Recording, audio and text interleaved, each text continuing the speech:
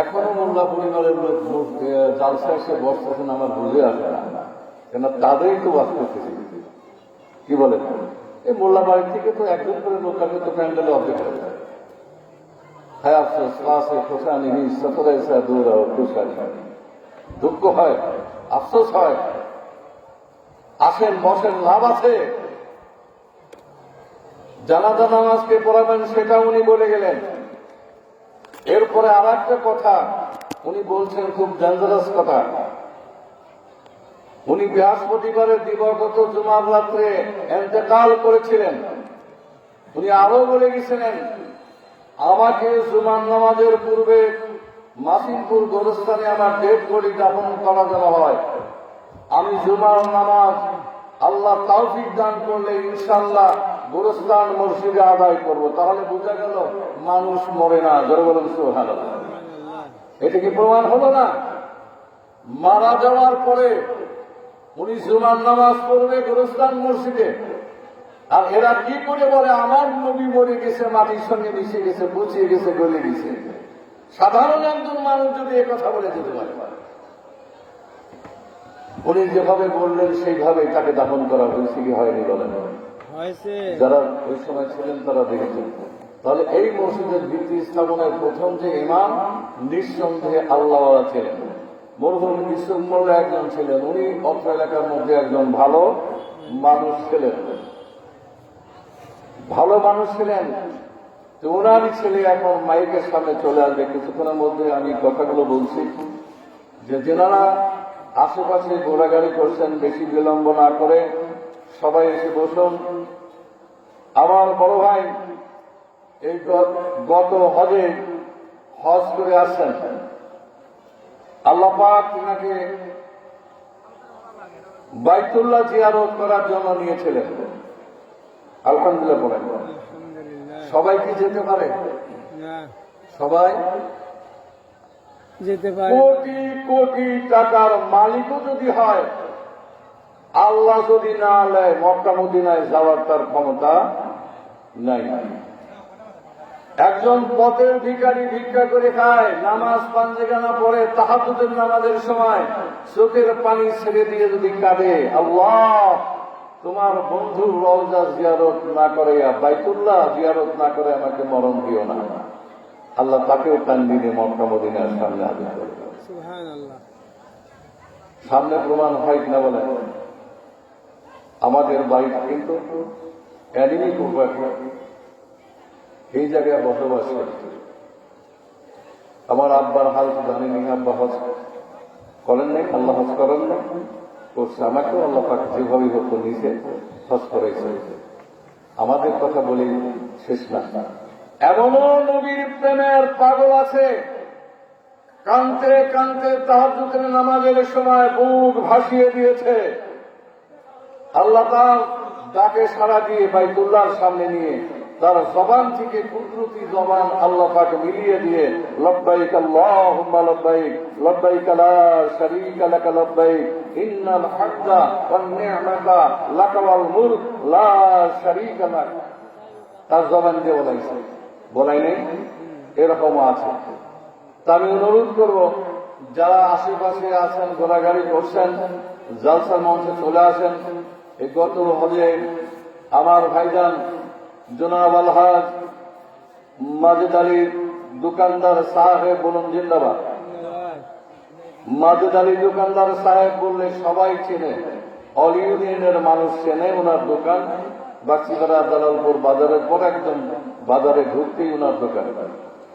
ভাইজান আসছেন, আল্লাহ পাক সর্বপ্রথমে দোয়া করার পূর্বেই ওনার জন্য দোয়া করি, আল্লাহ যেন ওনাকে সুস্বাস্থ্য দান করে এবং হায়াতে তৈবা দান করে। সকলে বলি আল্লাহুম্মা আমিন। ভাইজান এই মুহূর্তে এই মসজিদের খেদমতের জন্য নগদ 1000 টাকা দান করেছে। ধরে বলুন মারহাবা। 1000 টাকা, ধরে বলুন মারহাবা। লিল্লাহে তাকবীর, লিল্লাহে তাকবীর। দানবীর দানবীর জনাব হাজী সাহেব, হাজী সাহেব, তারা হলে পরিবার বলুন জিন্দাবাদ। 1000 টাকা, ধরে বলুন মারহাবা। একটু হাত তুলে দোয়া করবেন। উনি আমাকে বলছেন, ভাই আমার আব্বাও নেই, মাও নেই। কথাটা মায়া ভরা না? বাবা তুই একটু ঘুমাও না, বন্ধ করে দাও। এই ইস্যুওয়ালা বক্তা দিতে চাই এত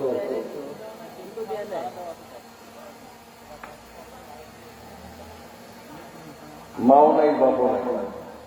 উনি দোয়া চেয়েছে, আমাদের কর্তব্য না জন্য দোয়া করা কি বলে একটু আমি মহান করুণাময় প্রভু আমার ভাইজান জনাব মাসুদ আলী হাজী সাহেব, আল্লাহ আপনার ঘরখানায় বারাঙ্গিনার খেদমতে 1000 টাকা নগদ দান করেছে মাওলা। আপনি মেহরবানি করে তার দান কবুল আর মঞ্জুর করে নেন। আল্লাহ তার মনের মকসুদগুলো পুরো করে দেন। আল্লাহ দানকে উসিলা করে তৌফাতান জাহারিয়া হয়। লক্ষ লক্ষ কোটি কোটি গুণ সাপ বৃদ্ধি করে মাওলা ভাইজানের আমল নামায়, তার সপরিবারের সদস্যর আমল নামায় নেকিতে পরিপূর্ণ করে দেন। হেদায়েত নসিব করেন, পান্ডেরা নামাজি বানিয়ে দেন। হজ করা সহজ, হজ বুকিনি কবরে যাওয়া বড়ই কঠিন হয়ে যায়। আল্লাহ ভাইজান যেন নামাজ এবং হজ বুকি করে নিয়ে কবরে দেশে যেতে পারে, সেই তৌফিক এনায়েত করে দিয়ে আল্লাহ। আয় আল্লাহ ভাইজানের দরদের আব্বা যান দুনিয়ার জমিনে বেঁচে নাই, জনম দুঃখিনী মা জননী গেছে নাই গো আল্লাহ। যে মায়ের চেহারার দিকে সন্তান যদি মহব্বতের নজরে তাকায়, আমার প্রাণের নবী নুরুনালা নূর নবী বলেন, ওই সন্তানের চোখের চোখেরা গুণাগুলো ঝরঝর ঝরঝর ঝরঝর করে ঝরে যায়। একটিবার যদি মা